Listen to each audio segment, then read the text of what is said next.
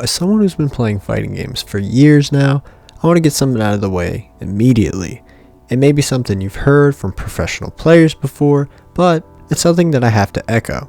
Unless you are performing at the highest level of play for a game, tier lists just don't matter.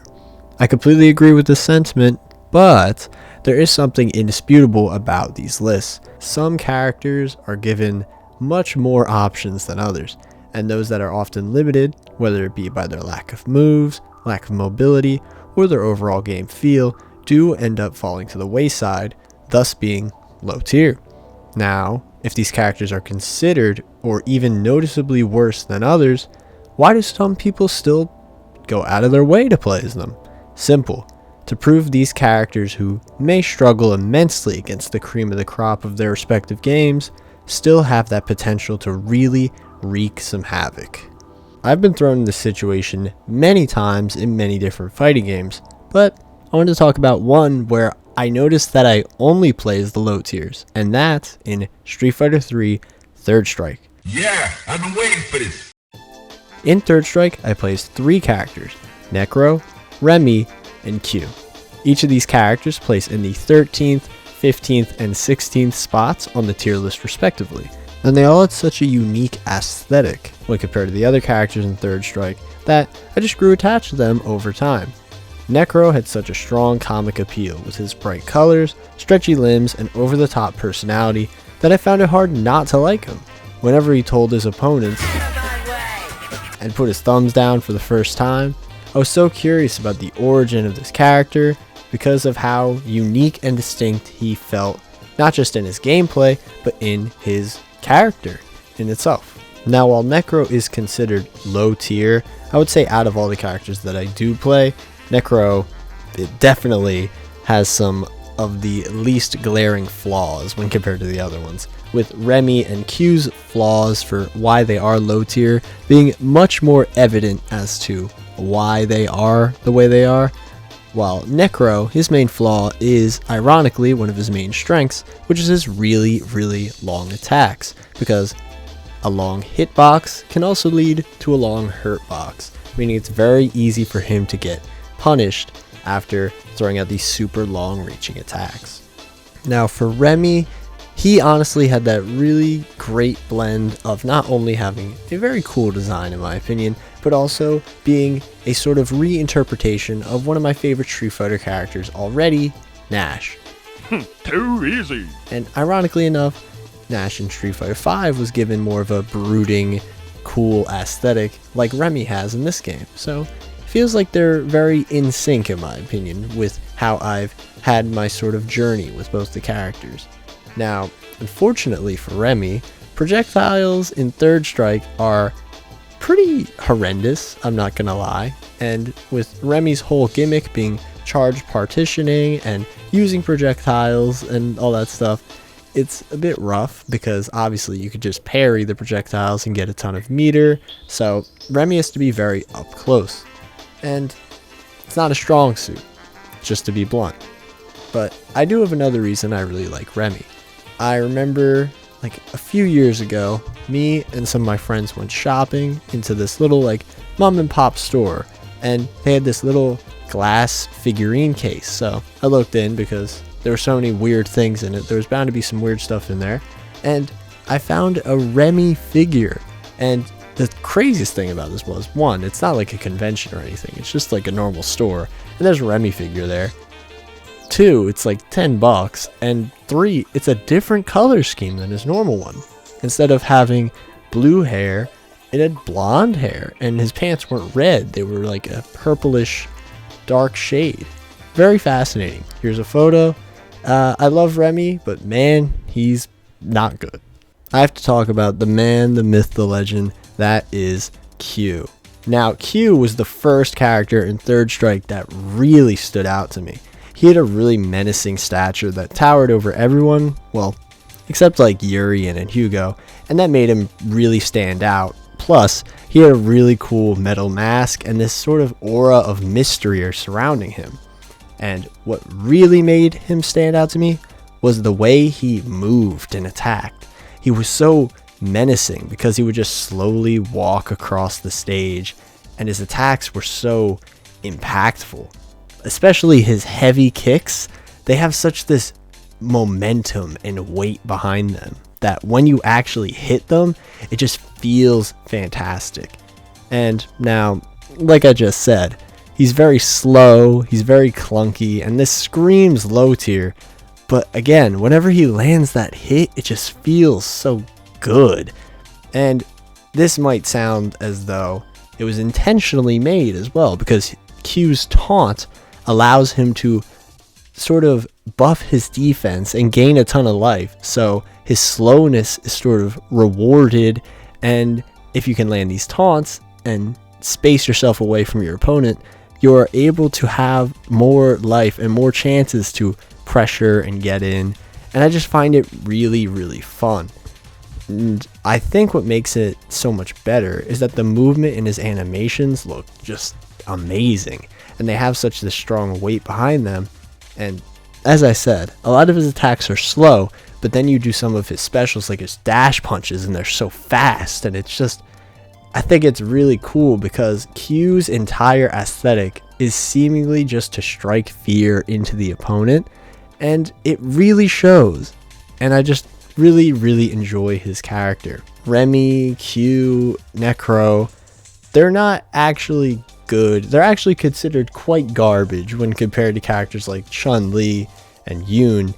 I just enjoy their gameplay and their aesthetic so much that I can't even see why I would ever even consider dropping them as characters. Now, Third Strike is a game that has had a very strongly established meta since the game has been out for around 20 years now.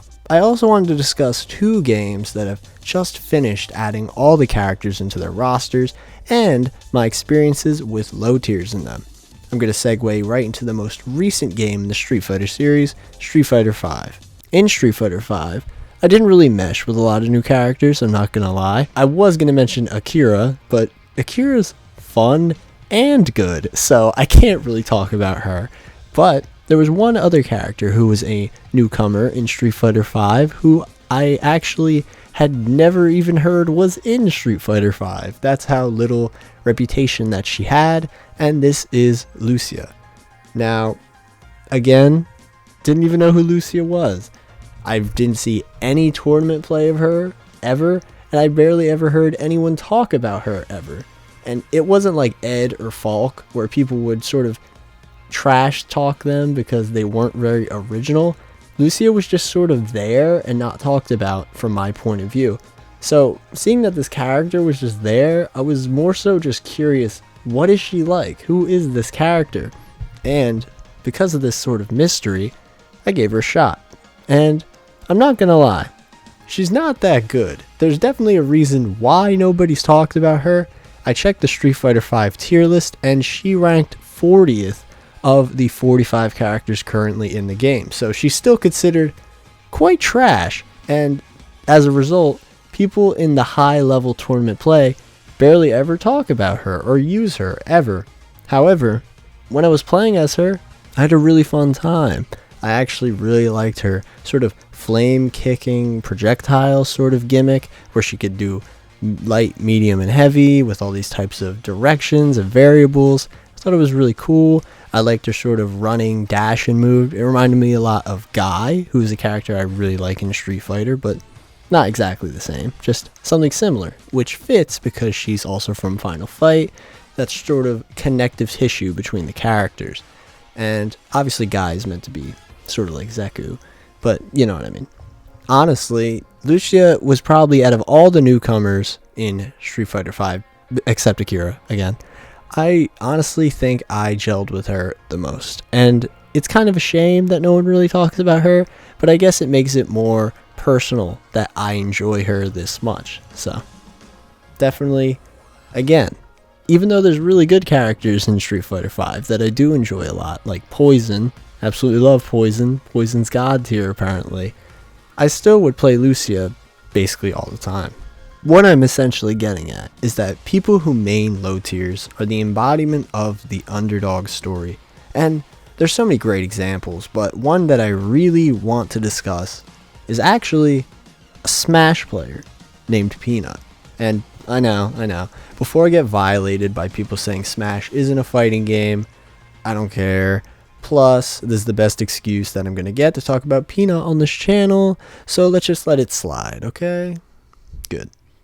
But first, I want to talk about my experiences with the game as well. I'm not going to talk about Smash Ultimate, because Peanut is a Smash Ultimate player, but I did want to discuss something that I thought was very relevant in relation to low tiers, which is my experiences playing Smash Bros. Melee in high school. A bunch of my friends and I would pretty much play Melee every day, basically, for the last 2 years of high school on our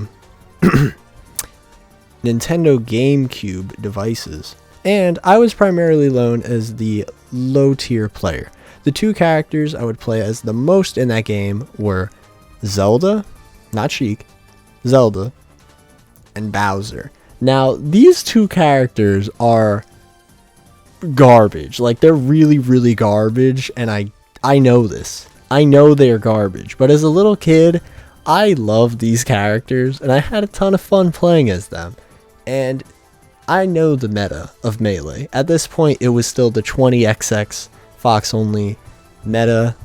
Hungrybox's Jigglypuff did not ascend to be possibly one of the best in the game. It was still Fox primarily, but I really just wanted to challenge myself because, like I said, I always enjoyed Bowser and Zelda when I was a kid, but I wanted to actually see, could I get actually good or like decent enough at these characters to actually win relatively consistently.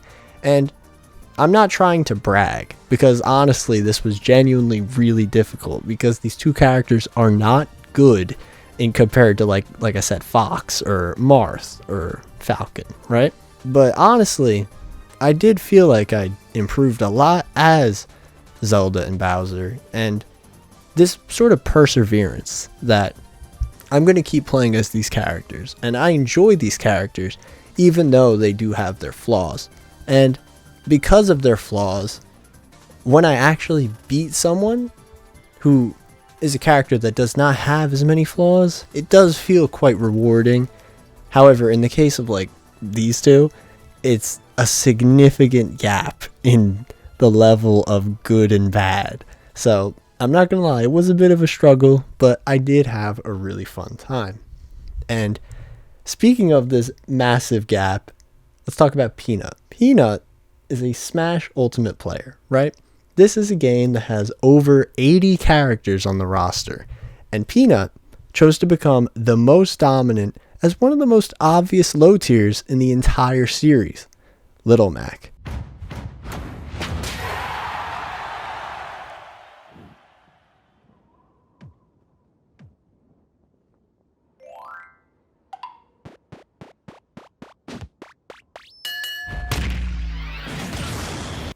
A character who is so easily pinned as a low tier because of his horrendous air movement and maneuverability and combo potential, yet he does have fantastic ground control and attacks.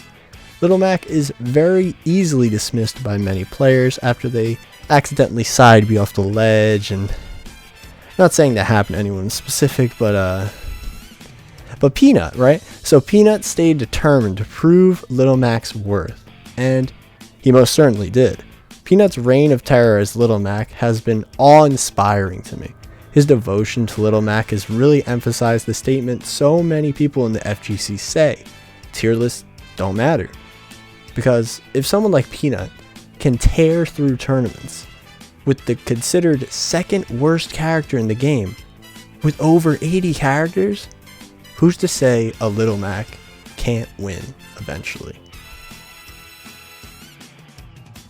So if you made it to this point in the video, thanks for watching the video. I really have been just inspired. This is genuinely like a lightning in a bottle sort of video for me, because I've always wanted to talk about my experiences in specific fighting games with all the characters I would play as, and then I realized there's like kind of a weird trend for a lot of them where I have characters that are just pure garbage that I play as pretty consistently, but I kind of love it. So I just really wanted to talk about this sort of connection, the low tier affinity that I have in a way. Like I said, it's the underdog story. So, thanks again for watching this video. I hope you enjoyed, if you are at this point. And if you did enjoy this sort of fighting game video essay kind of video, consider supporting the channel, because I really want to do more in the future. Obviously, I am very, very passionate about fighting games, and I know I talked about Smash, but again, I don't care. And I'm really trying to just spread my passion for fighting games because I want to inspire other people to give them a try. And throughout this year, I'm going to talk about more specific games like I did with my Under Night sort of video essay, and talk about what about the games are so great, why I personally love them so much, why they matter to the FGC, all that stuff. So I am very much looking forward to what I'm going to do later on this year, because I think with some of the games coming out, there's quite a lot of potential. So hopefully you stick around, and hope you enjoyed the video, and have a good one.